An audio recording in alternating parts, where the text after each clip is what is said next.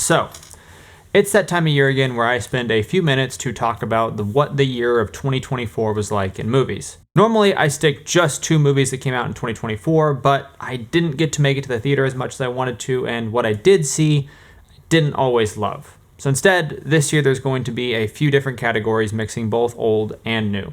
Firstly, it'll be the best indie movie 2024, the best sort of independent feature I saw that came out this year. Next will be the best rewatch I had. What movie, regardless of when it came out, was the best that I saw for a second, third, or fourth time.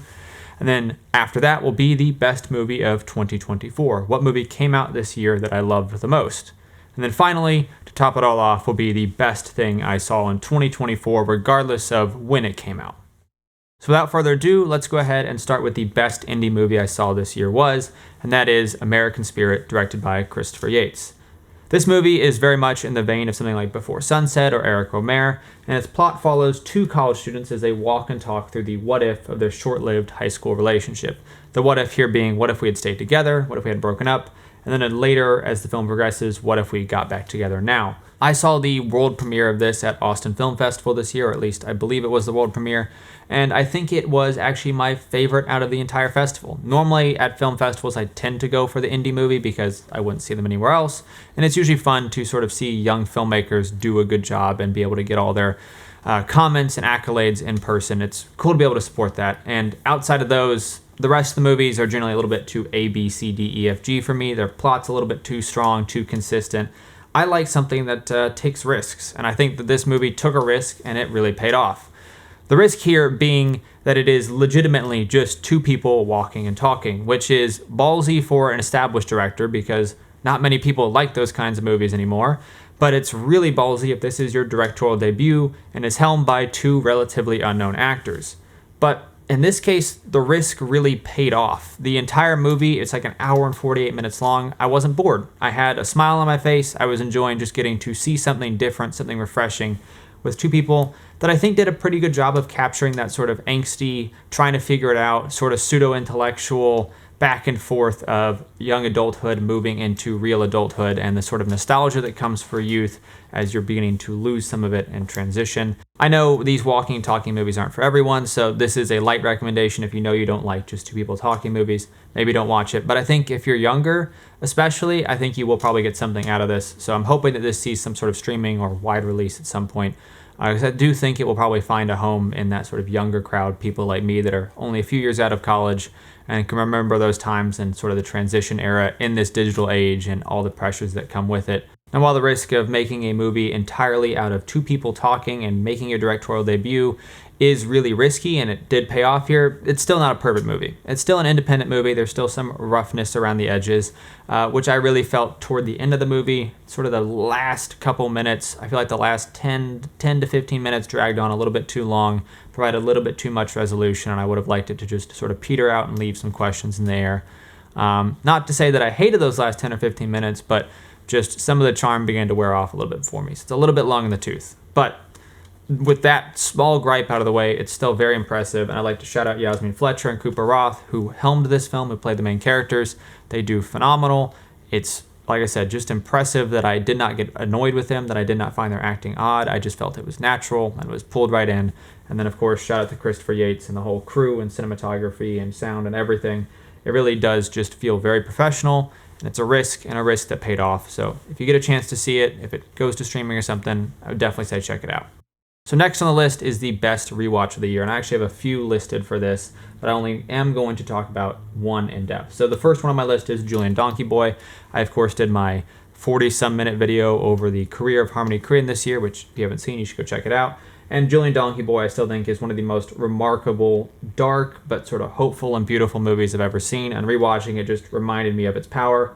I got to see the restoration of Paris, Texas in theaters as well this year, and that was one of those movies that when I originally saw it, I wasn't as big of a fan of it, but I really came around to it this time, and I think it might end up in my top 10 of all time. It is perfectly my aesthetic, and I think it's just so quiet, beautiful. Following that Paris, Texas reevaluation train of thought, my best rewatch of 2024 was actually Barry Lyndon. Now, the plot of this movie, if you don't know, is just the ascent of a poor farm boy to high society and then his subsequent fall out of that high society through his greed and excess. I originally saw this movie probably 3 to 4 to 5 years ago with my family one afternoon. It was my mom and my brother. And it's like 3 hours long. I'd always wanted to see it. I've seen everything Kubrick has done now, including all of his like little stuff. And I was not the biggest fan at that time. I enjoyed the movie. I was like, wow, this is pretty. I remember looking a lot at like the images of it and talking about the behind the scenes, but getting that technical aspect and really actually feeling the impact of the movie and feeling its beauty and feeling its achievement, I don't think I really felt it. It was one of those like movies like Stalker or some of those other slow cinema stuff that you see maybe a little bit too early into your film career and you give a 10 out of 10 because, you know, sort of everyone else did and you're like, there's something here, I just don't get it yet. And I'm happy to report that on this viewing, I really did get it. From that first shot to the final shot, I was just absolutely sucked in. The story, everything here, acting, it's all masterclass, right? So I won't try to pretend that I have anything new to say there. It's a masterclass, and that's what it is. But what I found particularly pleasurable about this viewing experience was just the ability to revisit something, to appreciate it more, but also to realize in it sort of subtle inspiration that I'd forgotten about. For me personally, I began looking over the last few years at trying to sort of, what if a movie was a single shot? What if you shot something like a painting? Sort of like the video I did last year entitled The Future of Cinema is Slow, where it's just that one shot. And I think there's something special about like an unedited movie. And I realized that a lot of that inspiration actually came from the images in this. That those slow zoom outs to the picturesque landscapes, to the idea of sort of creating what a traditional landscape or still life portrait would have looked like, that all really came from this movie, that inspiration. And I had never really figured that out before, never really realized that, but watching it, it just clicked. And it gave me now something to go back to more often. And I will probably return to it very soon and try to pull more inspiration from now directly as I work on those sort of single shot painting style films. And so now, the best movie of 2024. The reason most of you are probably here. But the best movie I saw of 2024 was, of course, Challengers. Guadagnino, for me, has been on a run for quite a while. I rewatched Suspiria recently, didn't love it, but I still like it. And Bones and All was one of my favorites of last year. And I think, in a lot of ways, this is the flip of a Bones and All. The plot of this movie is fairly simple. It's just a tennis love triangle filled with deceit, competition, and sexual tension. And I think there's tons of other great video essays that explore those themes in detail, and that's not what I'm planning to do here today in any form.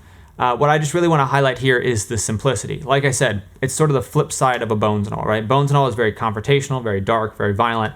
It's about those thematics, that sort of transcendental, what does it really mean idea.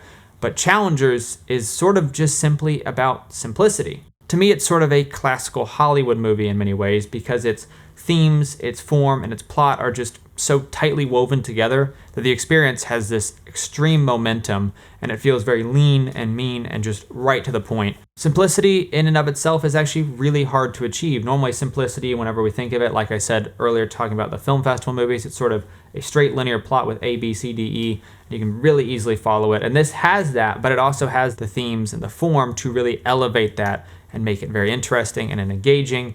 And that's why I think it's my favorite of 2024. It's just been a long time since I've been in a theater really loving every second of a movie, just carried along with it. And I'm excited to revisit it. I think I saw it right originally when it came out in like January or February. I think I might be wrong on those dates. But it's been a minute, so it's about time that I revisit it. And I won't burden you with any more analysis or anything like that. Like I said, there's better people for that. Just know it's simple, it's beautiful, and it's very effective, and if you haven't seen it yet, I would say it's definitely worth the shot. So now, on to the best movie I saw this year, regardless of when it was released. So once again, I had a few options here. The first was The Flicker. The Flicker is a black and white experimental movie that is literally just white frames and black frames alternating at varying speeds. It was like a religious experience for me. It is very much a sensory experience of film. But I didn't want to list that movie as my number one of the year, even though it is now my top 10. I didn't want to list it as my number one of the year because I don't really think it's for everyone, so I can't really give the strong recommendation there. And then after that, my next movie that I almost picked was Romero's Tale of Winter. We briefly mentioned Romero earlier whenever I was talking about American Spirit and the sort of idea of walking and talking films, and I really enjoyed A Tale of Winter. I did all of his 4 seasons this year, but A Tale of Winter for me stood out as his most spiritual, his most mature, and his most sort of difficult, and that one that really grew with me once the screening was over. So The Flicker was the first movie I watched in 2024, and I think A Tale of Winter was like the second to last movie I watched in 2024. But then I ended up saying, I don't think that's going to be my favorite, because as I went back through the catalog a little bit more, I stumbled across Bullet Ballet. So over the last year, I have been going through this box set right here, the Tsukamoto box set, Solid Metal Nightmares from Arrow. It is one of the best box sets I've ever bought. I have enjoyed legitimately every movie in here, but by far my favorite so far. I don't think all I have left is Kotoko and Killing, and I'm pretty positive they're not going to top Bullet Ballet, and I highly doubt they even top Snake of June or Tetsuo 1 or 2, which are just masterpieces in their own right. Bullet Ballet follows a young man played by Tsukamoto himself as he attempts to build a gun to commit, just like his girlfriend, which gets him mixed up in a world of underground crime. Just like the rest of the Tsukamoto movies I've seen so far, this is a DIY film par excellence. Tsukamoto wrote the film, he directed it, and he actually plays the main character. And I think he probably even does some of the camera work. Now, if you're not familiar with Tsukamoto, he really blew up and came onto the scene with Tetsuo 1, which is sort of a cyberpunk, black and white, super low budget, midnight movie. Very gory, very all over the place, very experimental, which he then followed up with Tetsuo 2, which is much more of a genre movie in that sort of 80s, early 90s way, with the bright lights, the saturated colors, and the sort of all the, I would not degeneracy, but all of the generally taboo topics that come with genre cinema and the violence that comes with it as well. But Tokyo Fist for me was the movie where he began to blend those excessive elements and make them not just spectacle, but make them into actual meat, something that you have to sort of work through and figure out what he's trying to say with it. And then there's Bullet Ballet, which is just the perfect version of this that I've seen so far from Tsukamoto, that just takes all of that excess and all of the meat of the real world and just meshes them together to such a powerful punch of a movie that is highly experimental, still has tons of interesting camera work and strange editing and a beautiful soundtrack, and it's very intense, very dark, as obviously the synopsis shows, but it's yet somehow still hopeful. And just like I said with Challengers, it's hard to take something and just simplify it down to its core elements and still have it pack a punch and mean something. I think it's also really hard to take such dark subject matter, such extremity and form and content, and marry it with a message and themes and style that make it more than just a spectacle, but make it something that you can truly feel. I can safely admit that I actually teared up by the end of this movie, that its ending I just found truly cathartic and beautiful, and I'm not even a person that really believes in catharsis in art, but if it exists, it's this movie. And I think the ability to take something so dark and turn it into something sort of hopeful and beautiful and challenging still and just incredibly creative. Tsukamoto is hard to surpass in this, and I think Bullet Ballet might just be his magnum opus. And that is by far the best movie I saw this year. So that's the end of the list. That is my favorite stuff I saw in 2024, both old and new. And if you've been watching this channel for a minute or are new here, I do some video essay stuff. I've been away for a minute doing some other stuff, but I am going to be back soon with more essays, talking about scripts, talking about politics in film, talking about a lot of different stuff. So stay tuned for those, and I will see you soon. Adios.